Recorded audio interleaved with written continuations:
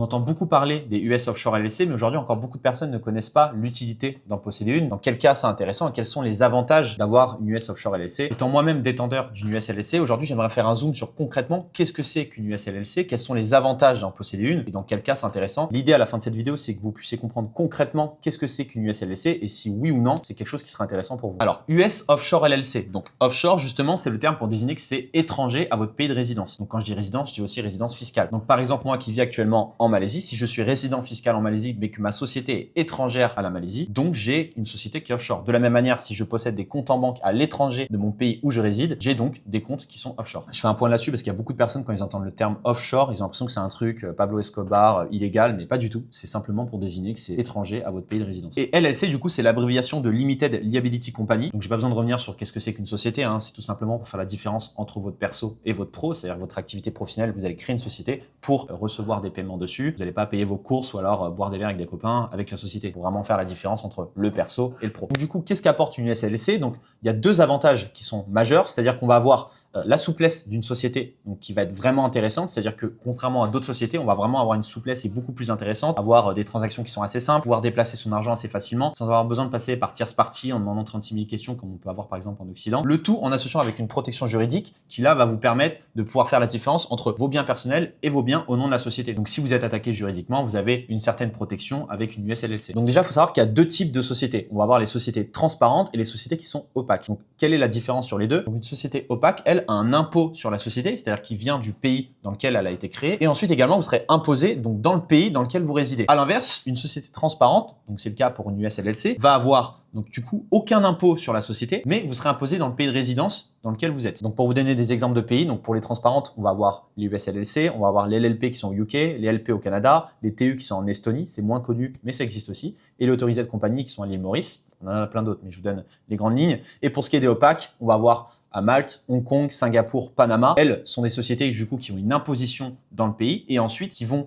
vous imposer dans le pays de résidence où vous êtes. Donc vous l'aurez compris, l'avantage d'avoir une USLC, c'est tout simplement de ne pas avoir d'impôt sur la société et ensuite d'aller dans un pays où vous avez une fiscalité qui est intéressante, qui vous permet d'arriver à peu d'impôts ou voire aucun. Alors pourquoi ouvrir une LLC? Donc on a beaucoup d'avantages par rapport à ça. Alors déjà, on va voir le côté pratique, c'est-à-dire que la plupart du temps, les USLLC vont nous suivre partout où on va. Donc c'est-à-dire que là, je suis actuellement en Malaisie. Si je veux aller par exemple au Panama, je n'ai pas besoin de recréer une société. Ma société va me suivre. J'ai juste à préciser que je change de TIN, c'est-à-dire de Tax Identification Number, et ma société va me suivre. Donc peu importe où je peux aller dans la plupart des pays, je ne vais pas avoir de problème pour garder cette société. À la différence, par exemple, que si j'ai une société en France mais que je suis résident à l'étranger, je vais devoir fermer ma société en France pour en ouvrir une autre dans mon nouveau pays de résidence ou bien une société offshore, du coup, comme je suis en train de vous expliquer. Donc en deuxième point, il faut savoir qu'aussi qu'une USLC, c'est relativement peu coûteux. Si on compare à d'autres sociétés qui vont avoir un certain coût, là, pour une USLC, on est entre 200 et 400 $ pour la création d'une société. Donc c'est vraiment très bas. Donc ça dépend également si vous passez par un prestataire pour avoir votre UN. Donc il y a tout un processus. Et pour ma part, je m'étais sorti aux alentours des 250 $, quelque chose comme ça. Et pour les frais annuels, on va être aux alentours des 80 $. Ça dépend aussi, encore une fois, si vous passez par des sites. Alors attention, pas vous faire surfacturer du coup par des prestataires des coûts pour certaines choses qui ne le valent pas. Donc par exemple, pour ce qui est de la boîte aux lettres, faites attention à ne pas vous faire surfacturer le prix, donc 3 à 4 fois le prix, c'est des choses que j'ai déjà vues. Donc faites bien attention à ça. Également, troisième point, c'est qu'il n'y a pas besoin de déplacement aux États-Unis. Vous pouvez tout simplement ouvrir votre société de là où vous vous trouvez, donc c'est-à-dire à distance, et le tout relativement rapidement. Alors, il faut savoir qu'il y a quelques pays qui ne peuvent pas avoir accès à la USLLC, donc à savoir l'Iran, la Syrie, la Corée du Nord, Cuba, Russie, Biélorussie, Soudan. Je doute qu'il y en ait beaucoup d'entre vous qui soient dans ces pays. Également, le quatrième point qui va être intéressant, c'est-à-dire au niveau de la fiscalité, c'est qu'on ne va pas avoir l'obligation de posséder un comptable. Donc, sauf si on est plusieurs, là par contre, ça va être quelque chose de plus intéressant. Mais il n'y a pas de comptabilité obligatoire. Il y a vraiment juste le strict minimum à faire. Encore une fois, l'idée avec votre LLC, c'est d'éviter le plus possible des transactions dans tous les sens. Allez pas vous faire votre daily spending, c'est-à-dire vos dépenses de tous les jours avec votre USLLC. Essayez d'avoir quand même une certaine discipline et une certaine régularité dans vos transactions. À titre exemplaire, je vais surtout me servir de ma LLC pour faire des transactions vers des brokers. Donc, j'ai une part de mes investissements qui est au nom de ma société. Et également, je vais me faire des virements à titre perso pour ensuite, sur mes comptes perso, pouvoir dépenser un peu comme je veux. Également, un autre point qui va être intéressant, ça va être l'anonymat. Alors, qu'est-ce que je veux dire quand je parle d'anonymat? C'est-à-dire que certains États vont apporter des avantages supplémentaires, donc à savoir le Nouveau-Mexique, le Delaware et le Wyoming. Donc, ces trois États, eux, vont avoir un anonymat qui est plus important si on compare à d'autres sociétés. Donc, votre nom n'apparaît pas dans le registre public, c'est-à-dire que si quelqu'un souhaite faire des recherches sur votre société, on ne peut pas forcément voir qui est derrière cette société. Alors, il y en a pour qui ça compte pas forcément, mais c'est toujours intéressant de savoir qu'on a une certaine protection, c'est-à-dire qu'on ne voit pas forcément qui est en premier derrière cette société. Également, ça évite pour ceux qui font du business, du style e-commerce ou quoi que ce soit, que les concurrents voient qui est derrière la société et ça permet de séparer votre image publique par rapport à votre société. Moi qui parle beaucoup d'investissement, par exemple, si vous avez des investissements au nom de votre LLC, ils ne sont pas directement traçables, c'est-à-dire qu'il y a quand même une certaine marge de manœuvre entre vous et vos actifs qui sont détenus au nom de la société. Comme j'avais expliqué aussi au début de la vidéo, il y a quand même une certaine protection patrimoniale, donc c'est-à-dire en cas de menace, rançonnage ou alors tout simplement de divorce ou quoi que ce soit, il y a quand même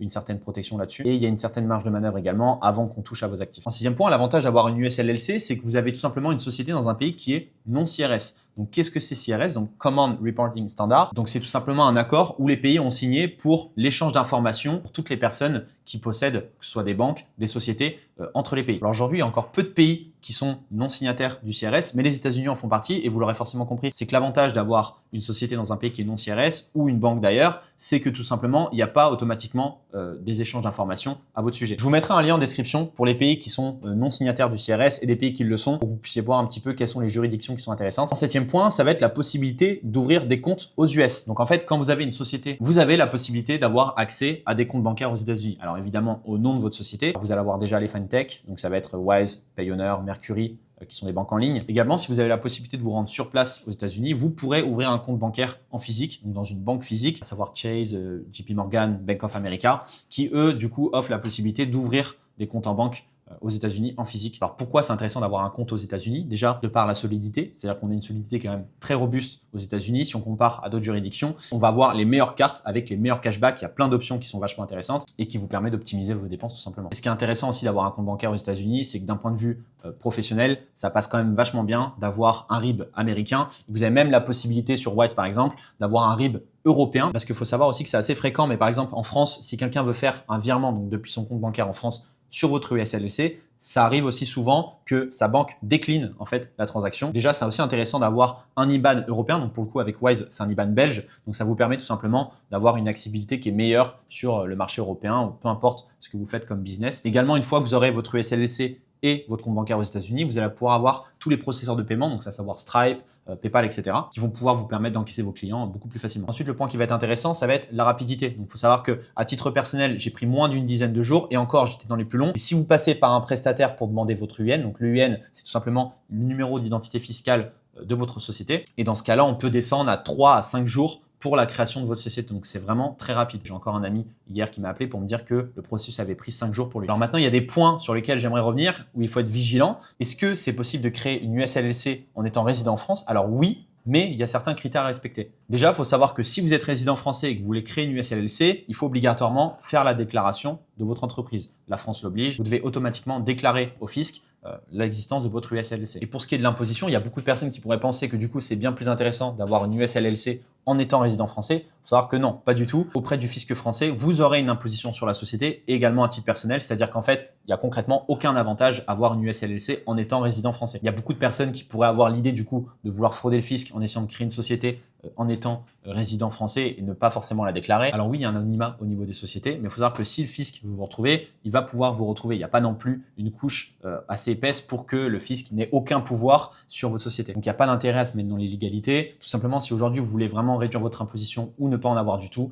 le mieux à faire dans ce cas-là, c'est tout simplement de quitter l'enfer fiscal et d'aller dans des juridictions qui sont bien plus intéressantes. Donc en conclusion, une USLLC, c'est quelque chose de très intéressant. Il y a énormément d'avantages, que ce soit par le coût, la rapidité, l'exécution, la flexibilité, la protection, mais c'est pas une baguette magique pour éviter l'imposition partout. Donc ne pensez pas qu'en restant en Occident ou dans des pays qui sont fortement fiscalisés, juste en créant une USLLC, vous réglez tous les problèmes. Pas du tout. Et donc pour bénéficier pleinement des avantages de la USLLC, c'est également de se rendre dans un pays ou dans des juridictions qui vont avoir une fiscalité qui est bien plus intéressante. Et comme ça, comme vous avez une société qui est transparente, l'imposition sera directement à nom propre et donc avec une fiscalité qui est peu, voire nul pour pouvoir tout simplement bénéficier du fruit de votre travail. En tout cas, j'espère que cette vidéo vous aura plu, que vous aurez bien compris les avantages et les points à prendre en compte pour ouvrir une USLLC. Si vous avez des questions par rapport à la création d'une société ou quoi que ce soit, je vous laisse les mettre dans le commentaire. Moi, je vous souhaite une très bonne journée et je vous dis à bientôt.